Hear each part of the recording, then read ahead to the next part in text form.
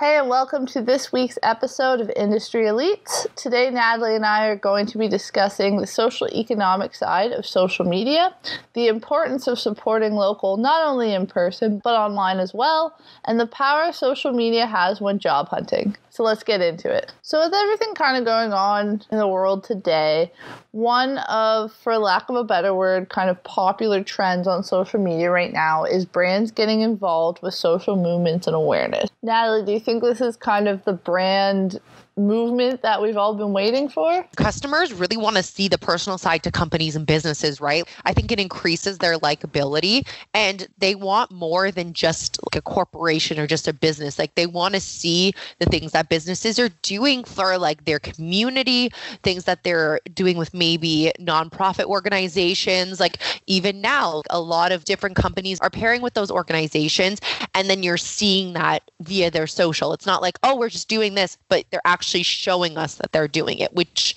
I think makes a lot of the difference as well. It's true. It definitely really helps with their product image, and it makes it less cold corporate, kind of that big guy attitude that these kind of major conglomerates are getting these days. I feel like there was a huge disconnect for a while, and it's starting to kind of come back, even with major businesses, to almost have that local kind of ma and pa shop feel, just to get back to their customers with that connection. And isn't that interesting too? Because a lot of us, I feel like when you're making a choice for like a restaurant or you're making a choice of maybe a place you want to stay, I don't know if it's like a generational thing or just being in 2020. I don't know. I find maybe myself looking at things that are not as generic. Like to go for a place to eat, I'd rather go to something that's not a chain restaurant and that's more of that mom and pop style shop, because I feel like you get a whole different type of authentic experience versus a restaurant that has over 100 chains across the city or across the country, which is hilarious. No, I agree with you completely. The only time I ever want one of the major chains, I guess if I'm craving that specific item, I want a bunch of junior chickens and I want them now, that kind of thing. But other than that, especially kind of near where we are, there's so many different local businesses, small businesses that give you that unique experience that us millennials crave and thrive upon. You don't have to go to the same place twice. No. When we first moved down here, that was what we did as our going out kind of restaurant ritual. We wouldn't try the same place twice, and no major chains. We've all since gone back to all our favorite things. Like you explored though. You tried all that stuff out. Exactly. I don't think I've ordered from the same pizza place more than once, just because there's so many to try and they're all different in their own right, and they're just also good. And especially now with kind of all the situation with COVID, it's really good to get out and support these local businesses because they're the ones like really, really suffering from this. And I don't know, it's just awesome because you kind of get to know all the people around you when you go to these restaurants and familiar faces, and it's fun. It's more inviting than just I'm getting my food at the counter and I'm leaving. Yeah, no, I definitely agree. And I think when we were talking about before, like businesses need something that draws customers in other than maybe their product or like what they can offer. And I think one of the things you said is like during COVID, you want to support those local businesses. So I think local ties are also something that really help to boost somebody's business, because I think we all are rooting for the underdog, right? Like we're always rooting for the David over the Goliath because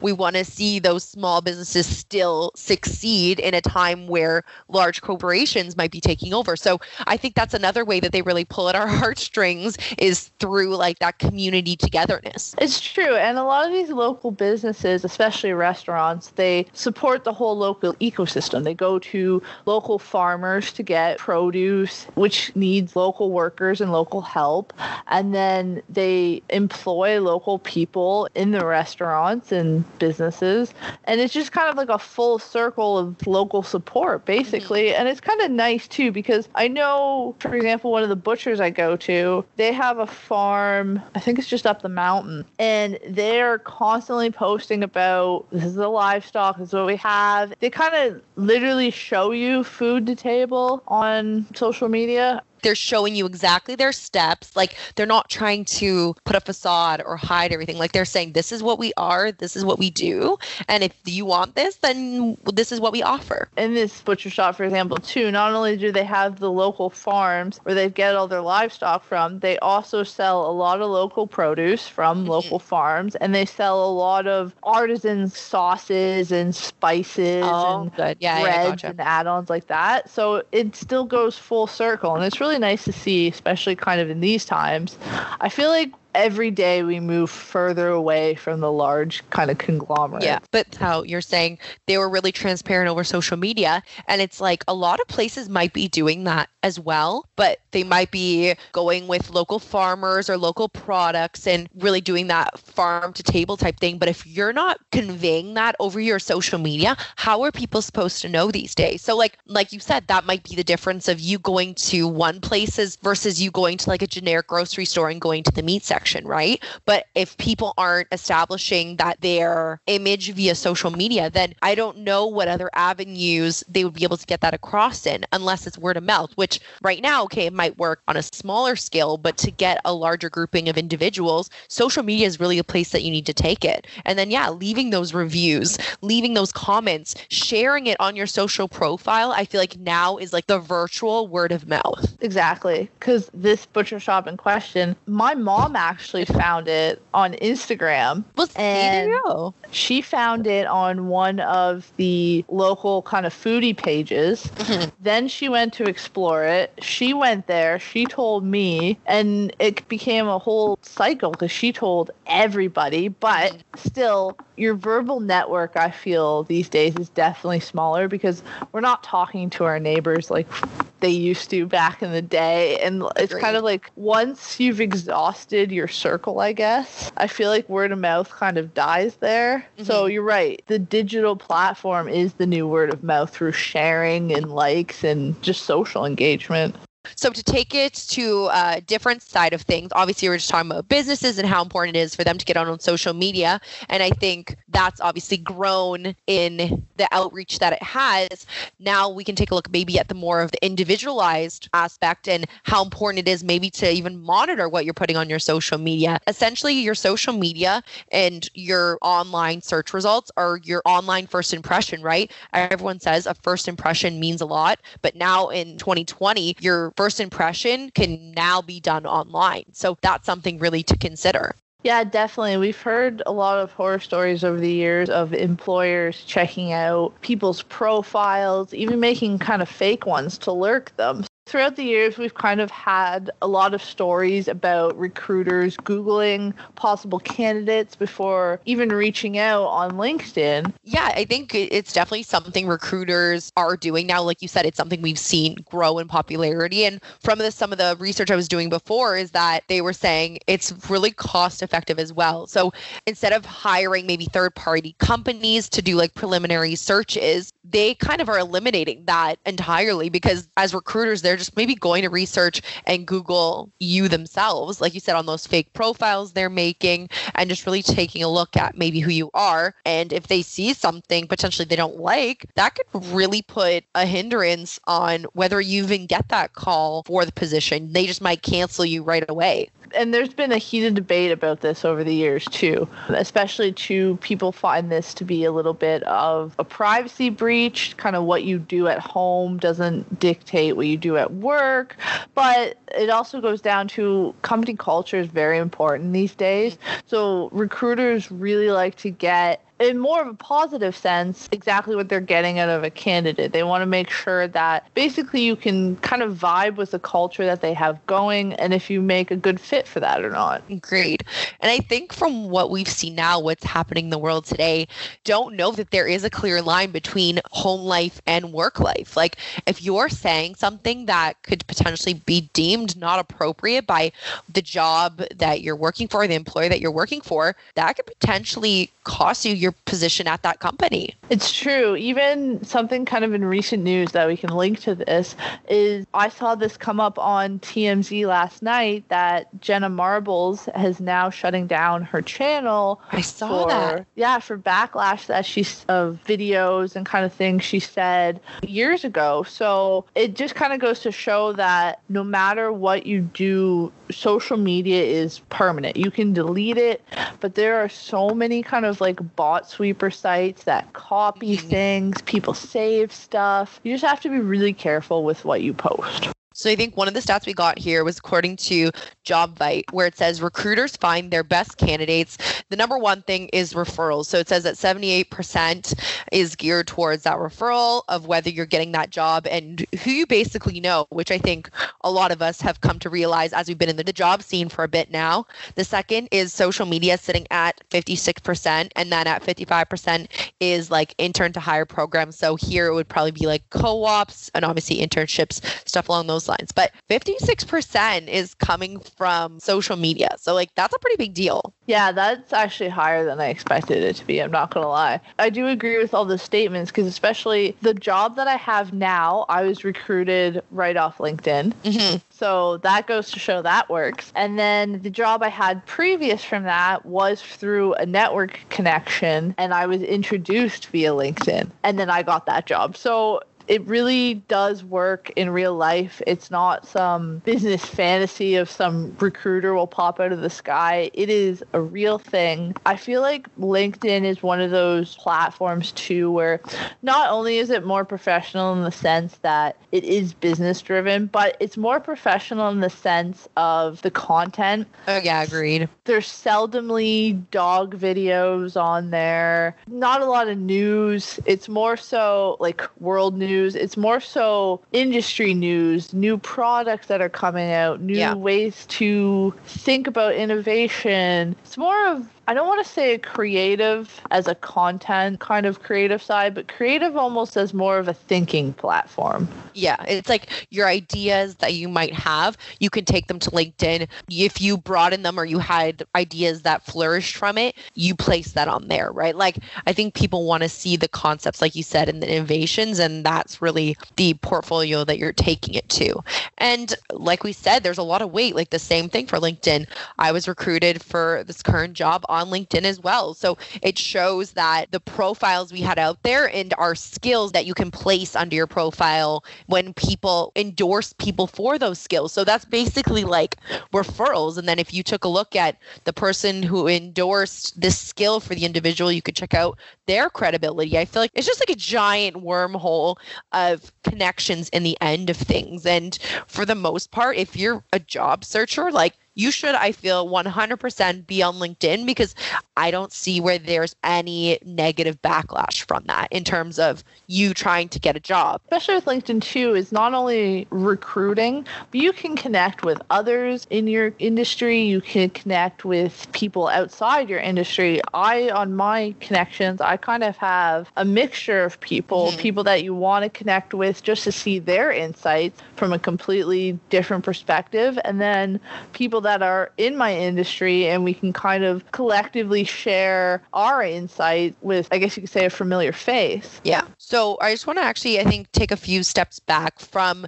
the professional look at LinkedIn and maybe just how we were talking about social media in general and how much power it has now with recruiters. And we were saying, well, some people maybe don't feel like that's fair, because I think they might use social media as more of that creative outlet for themselves. They're obviously professional in a professional setting, but when they're not in that professional setting, they have their opinions, they have their views, and they feel like it shouldn't carry over. So maybe even to those people, just turn on your privacy settings. Like if you don't want people to see things or you don't want things to be shared publicly, like there are features that these other social media profiles have where you can set yourself to private and only your friends can see certain things, only like your family, if you want, can see certain things. And that's maybe one of the ways where you can protect your creative outlet if that's an issue to you. It's a really weird kind of gray area still, I find. I was in an interview once for a social media coordinator job, and the guy who was interviewing me wasn't very pleasant. Shout out to you if you're listening. But he outright demanded to see my Instagram profile right then and there. What? I don't have anything to hide on my Instagram, so I was like, okay. Like, I have my parents on my Instagram. There's nothing on there. Yeah. And it's like, you can view it, whatever. Like, this is weird, but okay. He automatically went straight for my follower number and my average likes. And then he turns my phone back to me with kind of like a scowl going, you call yourself social media coordinator, but you don't have a lot of followers. And I thought that was the weirdest connection, only in the sense of just because I didn't build myself up to an influencer doesn't mean I can't do the job. You know what I'm saying? Because it was like, I just thought that was the most loose connection possible. Thought that was really weird to be judged on that. Meanwhile, my resume said I worked with all these other brands, but he was more concerned about my personal follower count. Honestly, that's pretty crazy. And I don't think that's fair because, like you said, you have a whole resume of the people that you've worked with in the past. And because your social following isn't as high, like you're not getting hired to be an influencer. You're getting hired to be social media coordinator. Like my Instagram is selfies, my cats, food I bought. It's really not exciting and doesn't demand some crazy engagement from others.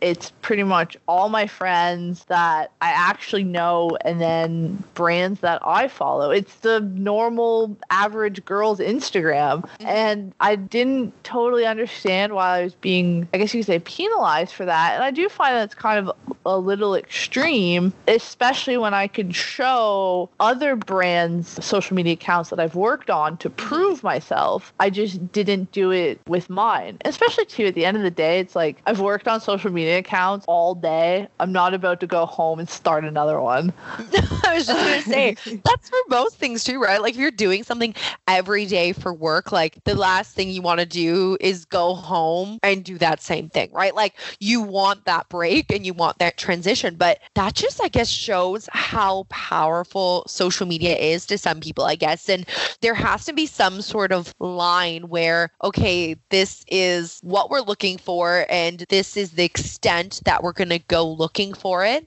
But then it seems that there hasn't been those lines established and people are just taking it essentially as far as they want. So that's interesting because how far are they allowed to even take it, right? Like, I guess it goes back to, like you said, company culture and what they're looking for. But it is, in a sense, like, it is a prejudgment, right? I guess for advice to our listeners, it's just be prepared for people to lurk you and not just businesses. I know when my girlfriends meet some new guy, the first thing I go is, what's his name?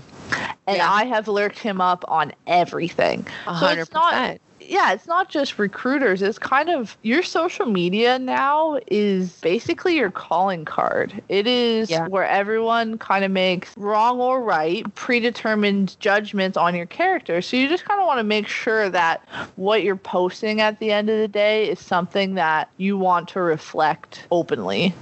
Agreed. It's definitely something people have to take a lot more account to now than they did before. And the casualness of how things started with social media in the beginning is definitely not where they're at now. It's pretty serious stuff. And even while you're working for an employer, if you're posting something that they deem inappropriate or that someone's brought to their attention and another colleague's taken offense with, like, those are things that people can expect they might have to answer for, which I don't think would have happened in the past, right? Like, there was a lot more clear lines between how we mentioned before, like work life and home life, where now they don't really have much of a line anymore. It's pretty blurry. It's almost as if you have to be on, I guess, all the time just to kind of present yourself accordingly. Agreed. All right. So before we end today's podcast, obviously we're talking about the blurred lines when it comes to posting on your social media and what is the extent that employers can maybe dive into to look at the background from your social profiles. So we found these lists of percentages from Workopolis of what employers say they want to see the least of in candidates' social media profiles. So one of the first things was that 83% of employers say they're really turned off by references about illegal drug use. And then another point they had as well is, if this comes as a surprise to you, then it's definitely time to cut down on the illegal drug use, people. Yeah, if you have to be told that, this is your warning now. Just don't post it. Exactly. Like if you're doing it and you want to look for a job, just do not let people see that. Okay, the next one on our list here is 71% of employers are turned off by posts of sexual nature. Nobody wants to see that. See, I think that's where people can maybe feel like their creativity or their social creative outlet is maybe getting judged too heavily. And that's maybe going back to company culture, I can say. But obviously, everybody, if you feel like it's weird to post, maybe you should just take a second to think about it and maybe lean towards not posting it. But if you think you're going to post it and that's what you want to do and you don't care what's going to come back, then by all means, just post it. Just know that 71% are turned off. Put it this way, if you don't want your parents to see it, don't post it. True. I feel like that's such a line. Like, it's just like even going on public, like, don't embarrass us. Like, we can see, or people will tell us what's happening or what's going on. That's kind of like the same thing. Exactly. So the next thing was that 65% of employers are turned off by the use of profanities. So obviously no one really wants to see people just swearing all over their social media. And if you're swearing in everything you're posting, that's maybe giving them the idea that that's the type of language you're using on an everyday basis. And maybe that's not the individual they feel like would fit best in their company. The next one we have on our list here, which is completely understandable, especially to this one, is almost a transferable skill to the actual business world or any potential job you would have, is 61% of employers are turned off by bad spelling or grammar. Totally understandable. One of my biggest things with spelling is when people post anything on their social and they post either title caps for the caption. I don't know why, that just drives me insane. Or when people post every other letter's capitalized. It just... Yeah, that seems weird to me. But like you said, like bad spelling or grammar, everybody has to write emails in what they're doing. And it's like, if you're having some trouble spelling, how could they even put faith that you can type an email properly? So That's definitely something to consider. So we have two more things left on our list. The second last one is that 51% are turned off by references to guns. So obviously, I think that's a pretty debatable topic though, just because a lot of people feel like it's obviously their right to own a gun. But I think it goes back to company culture, which a lot of these things do, right? Like if they're heavy against gun use, or let's say the hiring manager, the CEO, or the president is like anti-gun, I feel like that could transfer over to if you're included or not, if they want to call you back or want to hire you. Especially too I don't really think it's such as an argument here in Canada, but in the States, it's such a back and forth debate. Yeah. It's just, you're either on one side or you're not. I think with that's kind of fuel for the fire. You don't necessarily have to kind of get into it for a recruiter to see. Mm-hmm. Last one on our list here is 40% of employers are turned off by photos of people consuming alcohol. Then that goes back into, well, we're off of work hours, we're just relaxing, enjoying the time, and it's not like you'd be coming into work intoxicated either. So how much does that play an effect? Like, where's the line when posting that, but it's too much? Like, it's really hard to distinguish that. I agree, especially kind of too with younger generations and younger professionals. It's almost the culture, especially too in like certain countries like Japan, for example. Their salaryman culture is they work hard all day and they go out drinking all night. So it's kind of like that work hard, play hard thing, right? I feel like that's a motto that a lot of people live by now. Exactly. It's kind of almost with the extreme blurred line of work-life balance. It's almost kind of a cultural stress relief now. Granted, you don't need to publicize the whole event on social media, but I do think the line there is still really kind of gray. So another thing that the Workopolis article was saying, that regarding drinking, there is a large difference between someone who's posting a picture making a toast with like a glass of wine versus someone being passed out on the floor surrounded by empties. So they're just saying, like, everybody just use your common sense, because those are maybe some of the things you wouldn't want a potential employer to see, which I think that's pretty fair. I agree. And also, too, it goes back to photos that you wouldn't want your mother to see. Agreed. So those are just some tips that we have for anybody who's looking to apply for a job. Maybe just take a look at your social profile. And if there's any businesses or employers that are listening, maybe take a look at your social media again and really reevaluate if you could be doing a little bit more to get some public outreach. Yeah, for sure. And there's tons of resources online if you're not totally sure about what you should keep, what you should delete, or even if you want to make kind of more professional profiles from yourself, just kind of starting again. A lot of us have had Facebook since, we were 15, if that. So it might be a good opportunity for kind of a fresh start. Definitely. So I think we can even post some links in our website. Listeners, you want to take a look at that. It'll really give you some good tools on how to get started. As always, thanks for listening, guys. And you can find our latest episodes on Spotify, Apple Podcasts, and Google Podcasts. Thanks for listening.